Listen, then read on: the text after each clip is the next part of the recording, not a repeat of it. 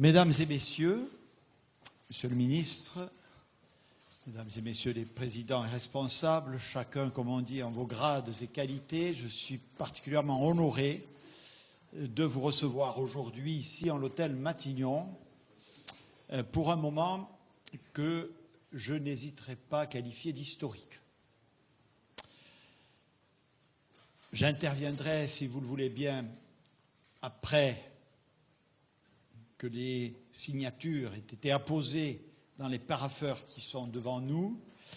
Je voudrais simplement vous souhaiter à toutes et tous la bienvenue ici.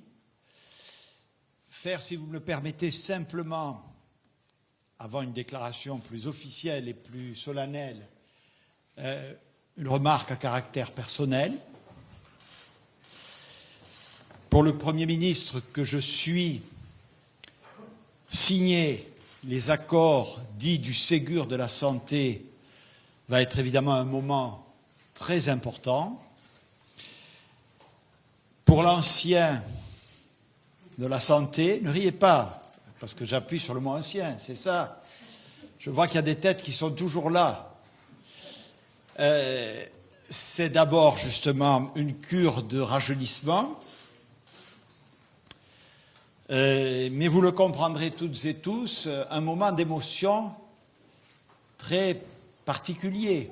Comme je l'ai dit, je vois les directeurs, les médecins, le personnel de la fonction publique hospitalière, comme j'aurais aimé avoir des mandats de négociation comme celui qui a été le vôtre. Et disant cela, vous comprendrez combien je suis heureux que l'évolution ait été dans ce sens, quelque tardive qu'elle puisse apparaître. Voilà. Donc c'était un petit clin d'œil à de bonnes années, car comme vous tous, j'ai été particulièrement heureux de servir ce ministère. Ce qui me donne l'occasion d'emblée de saluer les deux artisans de l'événement qui nous réunit, Madame Nicole Notat,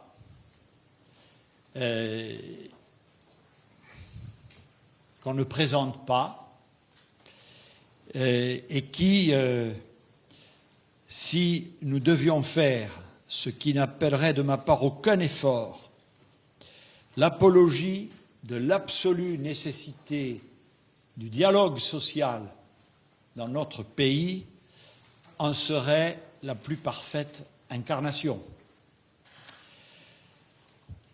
Monsieur le ministre de la Santé, Olivier Véran, était, comme on dit, à la manœuvre, comme il se doit.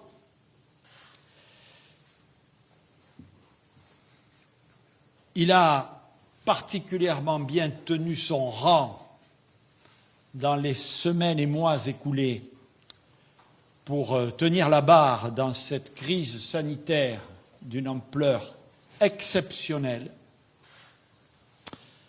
J'avais déjà eu l'occasion de l'approcher dans le cadre de la mission qui m'a été confiée par mon prédécesseur sur le déconfinement, et j'avais déjà mesuré ses grandes qualités. Il lui appartient donc d'ouvrir cette séance en présentant le contenu de ces accords avant que, mesdames et messieurs, nous ne procédions à leur signature. Cher Olivier. Monsieur le Premier ministre, cher Nicole Notat, il me revient donc l'immense honneur d'introduire le protocole d'accord amené dans quelques secondes à être signé par les partenaires sociaux dans le cadre des accords pour le personnel non médical de l'hôpital. Je pourrais en parler longtemps, mais je ne le ferai pas. Simplement dire mon émotion qui est sincère, qui est profonde et qui est même assez marquante aujourd'hui. Pourtant, j'en ai vécu des moments d'émotion depuis qu'on m'a fait confiance à ce poste de ministre des Solidarités et de la Santé. Émotion d'une part parce que ces accords de Ségur constituent des accords historiques par l'ampleur de leur revalorisation, de leur montant, 7,6 milliards d'euros par an de salaires, de revenus en plus pour plus d'1,5 million de personnels qui font l'hôpital au quotidien. Les infirmières, les aides-soignantes, les manipulateurs radio, les brancardiers, les secrétaires médicales. Je ne peux pas citer toutes les professions, mais je les ai toutes dans mon cœur. Et je reconnais aux syndicats la ténacité dans leur demande qui a consisté à faire en sorte qu'il n'y ait aucun oublié à l'hôpital. Aucun oublié. Émotion aussi parce que lorsqu'on parle des professions du soin à l'hôpital, on parle beaucoup de professions féminisées, historiquement féminisées. Et historiquement, ce n'est pas un hasard, sous-payées. Au regard de leur mission, au regard de leur formation, au regard de leur vocation. Comme parlementaire, Monsieur le Premier ministre, j'ai rencontré nombre de personnes qui prennent soin de nous quand on en a besoin, dans les hôpitaux, parfois sur les ronds-points, lors des mouvements sociaux, parfois à ma permanence parlementaire. J'ai vécu, à titre personnel, pendant 3 ans, ce que c'était que le manque de considération sociale et financière pour des métiers difficiles. Ayant été moi-même aide-soignant de nuit, en EHPAD, en psychogériatrie à l'hôpital, je sais la force de la vocation de ces métiers, je sais la force de l'engagement pour ces professionnels du quotidien. Et donc, être capable aujourd'hui d'être le ministre qui permet à ce 1,5 million de salariés d'avoir une augmentation, puisqu'il faut rentrer dans les chiffres, de 183 € net mensuels pour toute personne qui travaille à l'hôpital, auquel s'ajoute un deuxième volet via un travail sur les grilles indiciaires pour que les métiers qui sont les plus en tension, notamment les infirmiers, les aides-soignants, mais pas que, puissent avoir encore un gain équivalent à 35 € net par mois. Tout cela, ce ne sont pas des primes. Tout cela, Monsieur le Premier ministre, c'est en bas, à droite de la feuille de paye. Ça compte dans la vie professionnelle, ça compte au moment de la retraite. Et puis le troisième volet de la fusée de cette revalorisation, c'est ce qu'on appelle l'engagement collectif. L'engagement collectif, c'est la capacité qu'auront demain les équipes de s'organiser au sein des hôpitaux pour être capables de porter des projets améliorant la qualité des soins pour les malades. Il ne s'agit pas d'indicateurs médico-économiques, de durée d'envoi de courrier, non. Il s'agit de savoir comment est-ce qu'on soigne mieux, comment est-ce qu'on accueille mieux, et donc comment on se donne les moyens de bien faire. Et pour cela, tous les membres des équipes de soins, quel que soit leur statut, percevront en plus une indemnité qui pourra faire porter à 300 € les augmentations de salaire pour les personnels soignants. Et puis, j'ajoute à cela tout un tas d'autres dispositions qui ont été ardemment négociées, âprement négociées par les syndicats. Je me souviens de ces plus de 30 heures passées ensemble, de ces nuits passées ensemble, jusqu'à épuisement, mais pour la bonne cause, qui va permettre de majorer les heures supplémentaires, qui va permettre de mieux reconnaître les avancées dans la carrière, qui va donner des spécificités d'ailleurs dans les territoires ultramarins et partout où c'est nécessaire. Et puis, Monsieur le Premier ministre, vous aviez pris l'engagement, lorsque vous étiez venu ouvrir les dernières séances de négociation, à ce qu'il y ait une augmentation du nombre de postes à l'hôpital. Ce n'est plus un tabou, c'est une réalité. Ce sont 15 000 postes qui vont être créés de soignants pour combler les trous, pour renforcer les effectifs et les équipes, pour éviter la lassitude du quotidien à l'hôpital. Ces accords, j'en remercie profondément les syndicats signataires, à la fois pour la justesse de leurs propos, la justesse de leur combat, et la détermination qu'ils ont mis à nous permettre de tirer vers le haut. C'est ce qui sera désormais les accords de Ségur. Je ne serai pas plus long, Monsieur le Premier ministre. Bien, merci beaucoup, Monsieur le ministre de la Solidarité et de la Santé. Je propose donc maintenant que chacune et chacun vienne rejoindre la place qui lui incombe pour que nous procédions aux signatures.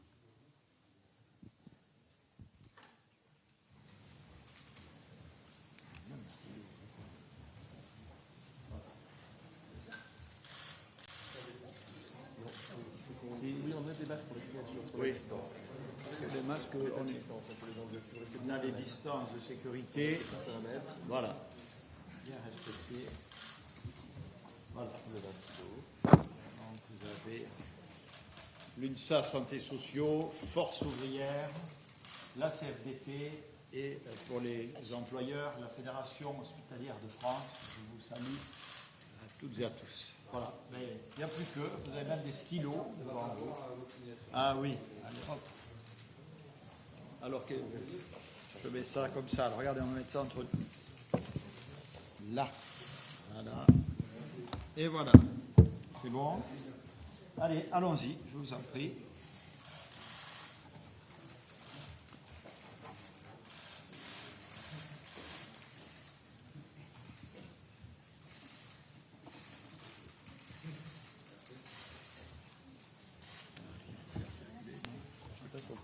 On peut faire circuler? Oui. Alors on fait oui. circuler. Allez, circulons. C'est parti. Alors comment est-ce qu'on s'organise? Merci. Sur la droite. Voilà, monsieur le Premier ministre. C'est le balai des Ça, c'est pour vous. Ce sont les Ça, c'est pour vous. chaises. Ça, vous l'avez déjà signé. Dommage que Nicole ne puisse pas signer. Allez, hop. Hop, on fait passer.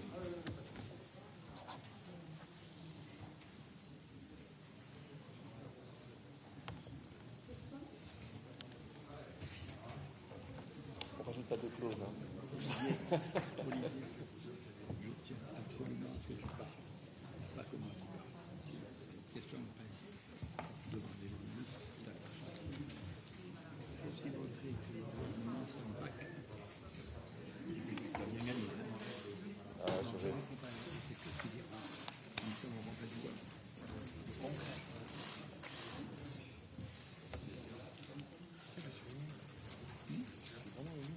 Ouais, mais tu peux.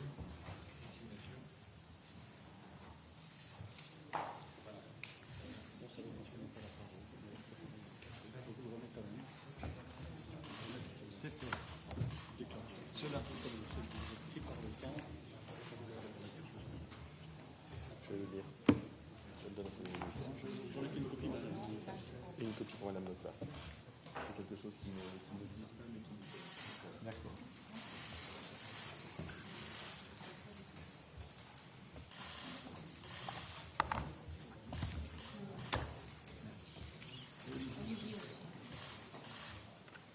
Caisse. Ah, c'est bien.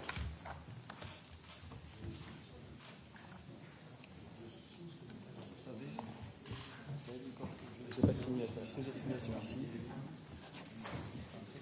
S'il n'est pas signé, ah oui. Sinon, c'est pas bon.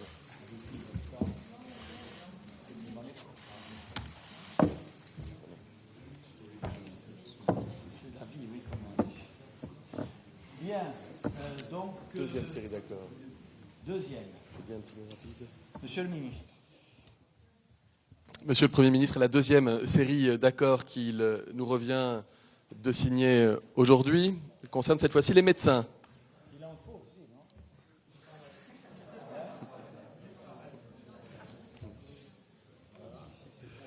Les médecins hospitaliers. Il y a eu des grandes décisions qui ont été prises par ma prédécesseur s'agissant des médecins hospitaliers. Je pense notamment à la fusion des 3 premiers échelons dans la grille des praticiens hospitaliers.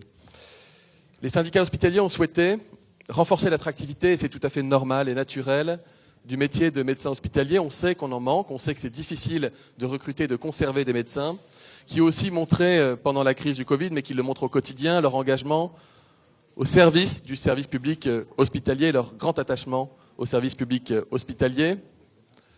À nouveau, des négociations se sont tenues, qui ont été longues, qui ont été animées, qui ont été toniques, dynamiques, et qui nous ont permis de conclure à un accord qu'il vous est proposé de signer, Monsieur le Premier ministre, et qui contient 2 clauses principales. La première, c'est considérant qu'on avait fusionné les premiers échelons dans la grille de carrière des médecins hospitaliers, il y avait une stagnation en fin de carrière. Or, on sait qu'on a besoin, pour engager des médecins dans une longue carrière hospitalière, de leur assurer un avenir, je dirais, croissant en termes de rémunération à la hauteur de leur engagement. Ainsi, nous prévoyons de créer 3 nouveaux échelons en fin de grille des praticiens hospitaliers. Et puis, deuxième mesure, la principale du point de vue monétaire, je rappelle que cet accord engage l'État à hauteur de 450 millions d'euros par an. C'est encore, là aussi, la plus forte revalorisation des métiers de médecins hospitaliers depuis aussi loin qu'on remonte dans nos tablettes. La deuxième volet de cette revalorisation concerne l'indemnité d'exercice de service public exclusif. C'est ce qui vient récompenser les médecins au service du public et une revalorisation très importante à hauteur de 1010 € bruts par mois qui sera perçue par l'ensemble des médecins qui se consacrent à cette activité publique.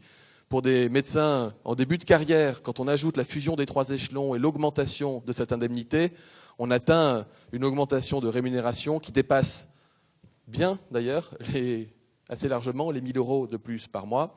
En fin de carrière, c'est la même chose. Et tout au long de la carrière, tous les médecins qui exercent au service du public auront une augmentation sensible. Nous ne disons pas que ça réglera tous les problèmes d'attractivité à l'hôpital, Monsieur le Premier ministre. Mais nous disons que ça donne un signal très fort aux médecins hospitaliers. Nous avons besoin de vous et nous souhaitons pouvoir compter sur vous dans la durée. Il y aura un certain nombre de propositions qui seront bientôt faites dans le cadre du Ségur pour la partie qui n'est pas la partie salariale, qui traitera de l'intérim, qui traitera d'autres mesures d'attractivité et d'engagement dans la durée des médecins hospitaliers. Mais ce volet financier est un volet absolument majeur, absolument considérable. Et là encore, je remercie les syndicats pour l'exigence qu'ils ont mis dans ces négociations, de la même manière que je remercie la Fédération hospitalière de France, qui a été un partenaire tout aussi exigeant, tout aussi présent, et qui nous permet d'engager une nouvelle phase pour l'hôpital public. Très bien. Eh bien, mesdames et messieurs, il faut maintenant signer.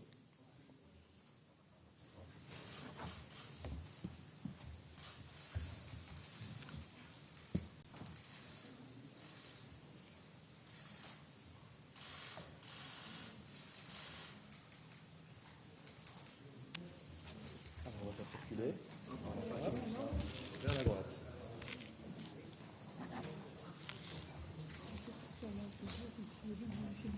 Moi aussi, Rachel. On a mené des combats. On en a mené des combats ensemble, Rachel. On en a mené. Qui Rachel, oui. Oh là là. Elle a failli me tuer, tu veux dire, oui.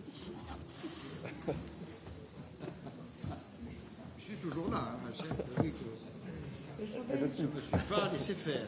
Ça m'a aidé à sortir du...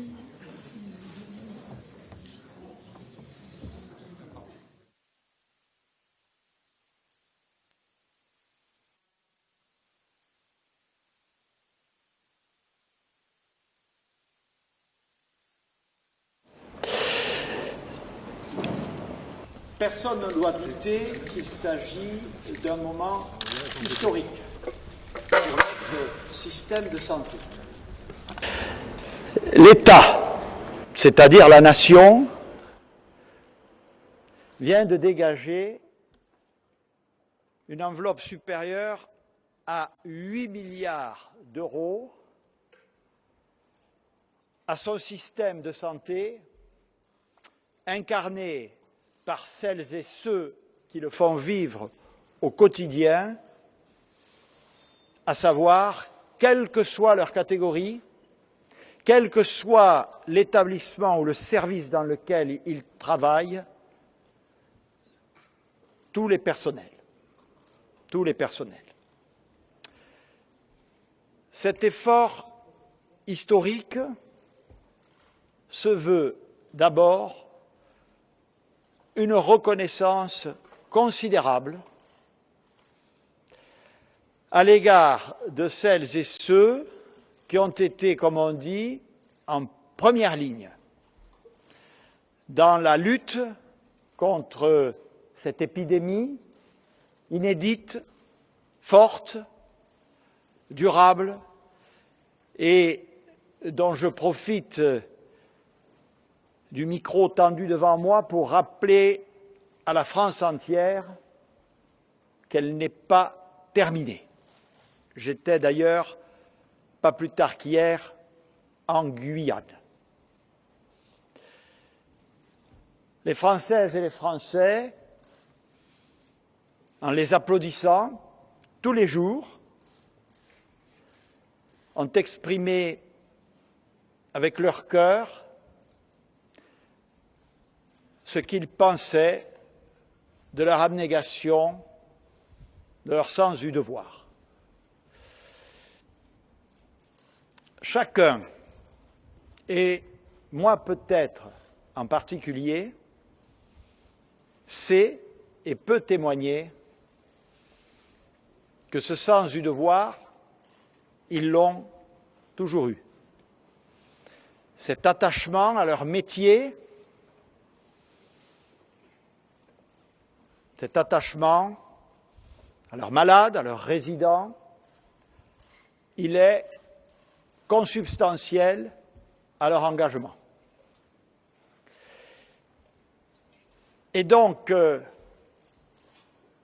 la reconnaissance qui leur est témoignée aujourd'hui, c'est en fait la reconnaissance à des métiers, à des femmes et à des hommes très attachés au service public de la santé, qui s'étend, comme vous le savez, à des établissements non lucratifs, à des établissements privés, et qui fait la force, l'attractivité et la grandeur de notre pays.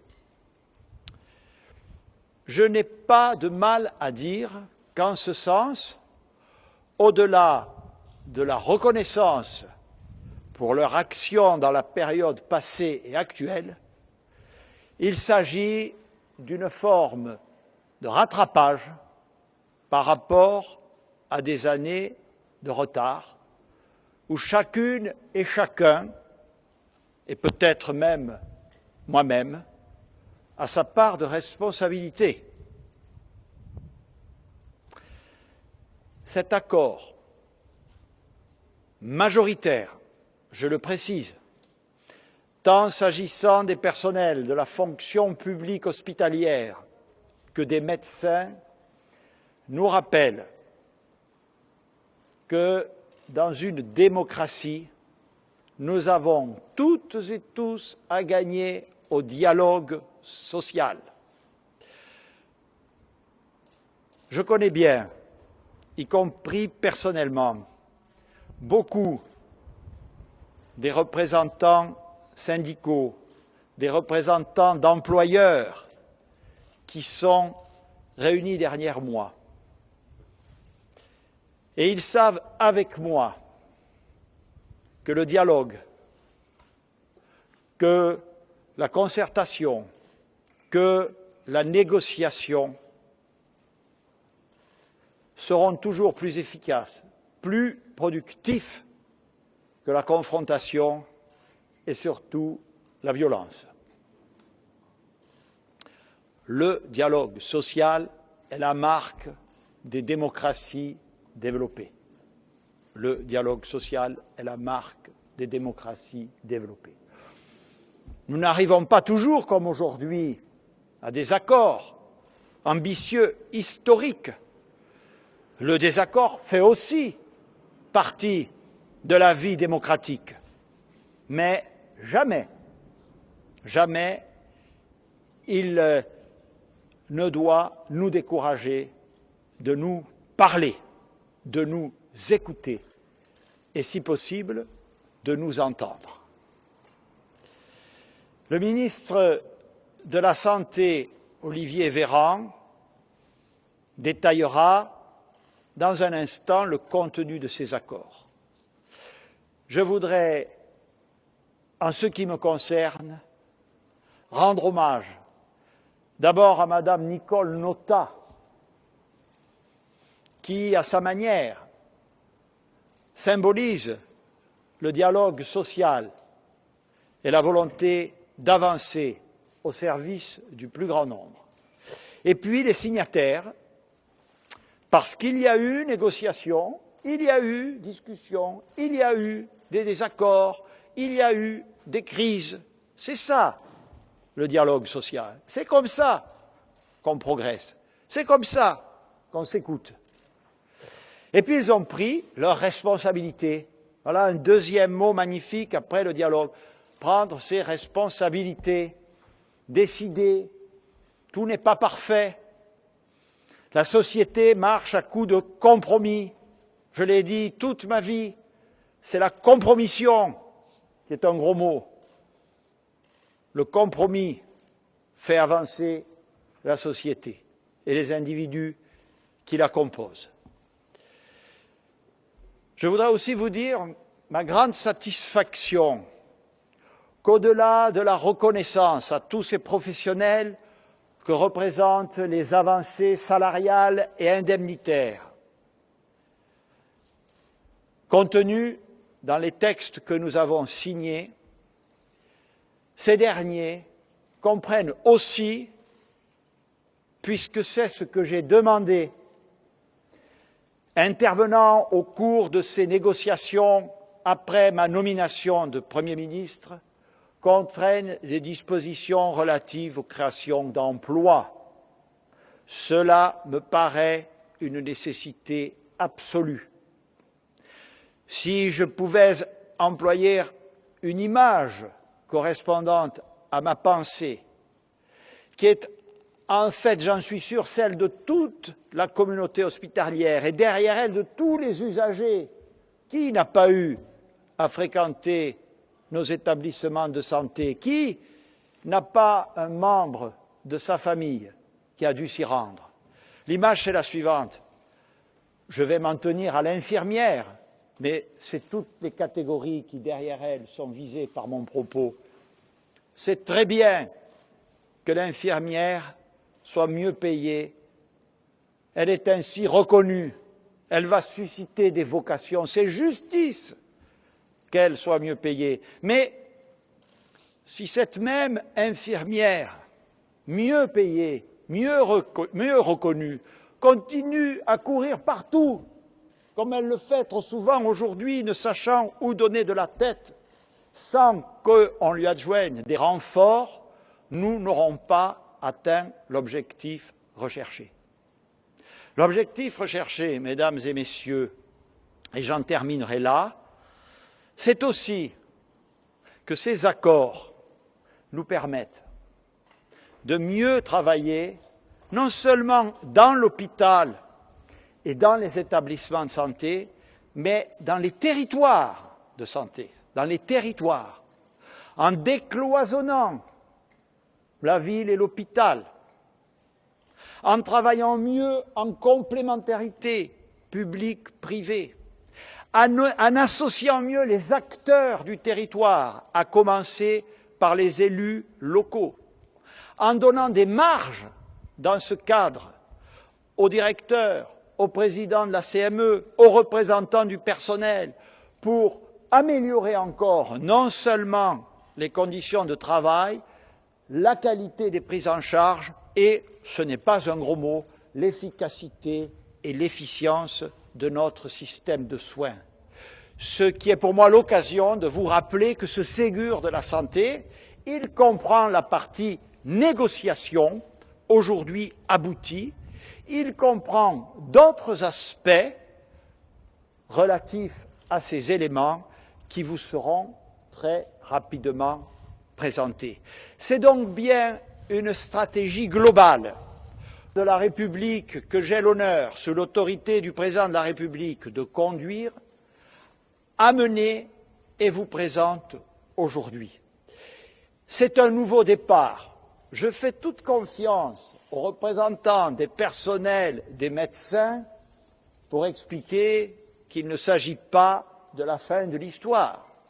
Certains, qui peuvent en douter, diront que le compte n'y est pas.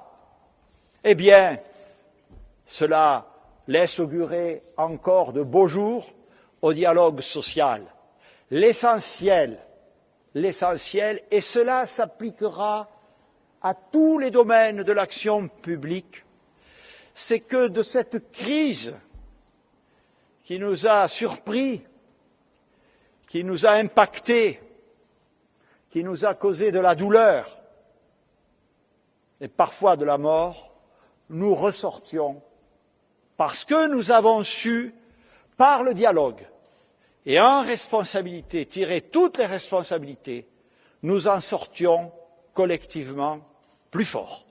Monsieur le ministre, qui a été un artisan majeur de ce qui se passe aujourd'hui. Monsieur le Premier ministre, il est des jours qui marquent une vie. Nul doute que ce 13 juillet 2020 marquera la mienne, comme ancien aide-soignant, comme médecin hospitalier, comme citoyen engagé en politique et comme ministre des Solidarités et de la Santé, à qui le Président de la République a confié il y a un peu plus de 6 semaines la tâche, la mission belle de pouvoir négocier, comme vous l'avez dit, Monsieur le Premier ministre, sous votre autorité, avec votre plein soutien, un accord qui se voulait historique. En ce jour, je pense à Joël, cette aide-soignante dans un EHPAD privé avec qui j'ai fait nombre de nuits pendant mes études. Je me souviens de Joël qui quittait l'établissement après des longues nuits à travailler et qui commençait par faire une sieste dans sa voiture parce qu'elle habitait loin de l'EHPAD dans lequel elle exerçait, parce qu'elle ne gagnait pas suffisamment d'argent avec son travail difficile, je peux en témoigner, pour pouvoir occuper un logement au cœur de la ville. Je pense aux nombreuses infirmières, aides-soignantes, secrétaires médicales que j'ai eu l'honneur immense de côtoyer pendant ma carrière hospitalière. Je pense aussi à mes collègues médecins dans tous les services des hôpitaux, à tous les échanges, toutes les discussions que nous avons eues ces dernières années sur la place de la valeur que leur accordait la société et qu'ils voulaient évidemment voir majorée à travers une augmentation de salaire tout à fait légitime, cette fameuse case en bas à droite de la feuille de paye. La vie de plus d'1,5 million de nos concitoyens, engagés pour prendre soin de nous lorsque nous avons besoin qu'ils prennent soin de nous, leur vie va changer. Et elle va changer de manière majeure. Les accords que nous venons de signer, Monsieur le Premier ministre, avec majorité de syndicats, pour les professionnels non médicaux des hôpitaux, des cliniques à but non lucratif et des cliniques à but lucratif, prévoient une augmentation de salaire, non pas des primes, mais une augmentation de salaire de 183 € net par mois, prévoit également un travail sur les grilles salariales de manière à insister en particulier sur les métiers les plus en tension, les métiers du soin, les blouses blanches, les infirmières, les aides-soignantes, qui leur permettra d'avoir une majoration supplémentaire de 35 € par mois net en moyenne. Vous voyez ainsi qu'une infirmière ne pourra pas gagner moins de 220 € net de plus par mois. Idem pour les aides-soignantes, idem pour de nombreux corps professionnels dans les hôpitaux. Et puis l'introduction de ce qu'on appelle l'engagement collectif des soignants, avec des protocoles de soins au service des malades, qui permettront à l'ensemble des soignants d'une équipe, médecins et non médecins, de bénéficier d'une majoration supplémentaire permettant d'atteindre dans un certain nombre de situations la barre symbolique, mais bien réelle, des 300 €. Il convient d'ajouter, Monsieur le Premier ministre, une majoration des heures supplémentaires lorsqu'elles sont effectuées, une contractualisation à l'échelle des établissements qui portera sur le temps de travail, l'organisation du travail, qui permettra à de nombreux soignants qui le souhaitent de pouvoir changer leur façon de travailler à l'hôpital et de majorer leurs revenus. J'ai en mémoire ce déplacement que nous avions fait à la Pitié-Salpêtrière avec le Président de la République, d'une infirmière qui disait qu'elle ne pouvait pas effectuer des heures supplémentaires dans son propre hôpital et qu'elle allait donc effectuer des heures supplémentaires dans un autre établissement que le sien, parfois hors les clous. Je me souviens aussi de cette infirmière qui avait passé une thèse, qui était partie pour faire un doctorat et qui, revenue dans son établissement, s'était retrouvée avec le même poste et le même salaire. Tout cela, c'est terminé. Au-delà de la majoration des salaires, au-delà de l'organisation différente du travail, au-delà de l'introduction de cette contractualisation à l'échelle des hôpitaux en laquelle je crois profondément, pour améliorer l'organisation des soins, il y a de nombreuses mesures que je ne détaillerai pas ici, comme par exemple la capacité d'avancer plus vite dans la carrière, la capacité de conserver ses revenus quand on est en Outre-mer et qu'on part en formation, et encore de nombreuses autres mesures. Il y aura, vous l'avez dit, Monsieur le Premier ministre, bientôt, dans les prochains jours, des annonces très fortes qui parleront de la démocratie au sein des établissements de santé, de la place des soignants dans les processus de décision, de la place que nous allons accorder aux besoins de santé, aux bien soignés et dans de bonnes conditions dans l'ensemble des hôpitaux et des EHPAD de notre pays. L'accord qui concerne les médecins hospitaliers, qui est également signé de manière majoritaire, prévoit, lui, une revalorisation de 450 millions €, organisée en deux secteurs. Tout d'abord, une indemnité conférée à tous les médecins qui se consacrent au service public exclusif. Cette indemnité sera portée à 1 010 € bruts par mois, ce qui représente une augmentation qui ira de 300 à 700 € quasiment de revenus pour l'ensemble des médecins hospitaliers qui font du service public exclusif. Et puis la création de 3 échelons en fin de carrière de manière à conserver les talents à l'hôpital dans la durée, qui permettra également de majorer de façon extrêmement conséquente la rémunération des médecins qui sont déjà capés, qui ont de l'expérience et qui peuvent l'apporter aux plus jeunes. Vous voyez, il n'y a pas de perdant, Monsieur le Premier ministre, il n'y a pas de piège non plus. Tout contrat pour la retraite, tout est sonnant et trébuchant, tout est clair, il n'y a pas de petites clauses, il n'y a pas une prime que quelqu'un toucherait en fonction de l'endroit où il travaillerait. Et tout cela vient s'ajouter, et je le dis, à l'ensemble des mesures qui ont déjà été apportées à l'hôpital par ma prédécesseur et qui étaient des mesures justes et nécessaires. Je pense à la revalorisation du personnel qui travaille aux urgences, à la revalorisation du personnel qui travaille auprès des personnes âgées. Je pense également aux primes sectorielles qui concernent l'Île-de-France, où on sait qu'habiter à côté de Paris, quand on travaille dans les hôpitaux de Paris, ça coûte plus cher. Et je pense également au coup de boost très conséquent qui avait déjà été apporté au début de carrière des médecins hospitaliers. Voici pour l'essentiel, Monsieur le Premier ministre. Je voudrais, pour terminer, avoir un mot pour Nicole Notat, sans qui je crois que les discussions que nous avons eues au fil des semaines n'auraient pas pu être tenues dans ces conditions. Je voudrais aussi tirer un coup de chapeau, parce qu'on ne peut pas les oublier, à l'ensemble de mon ministère,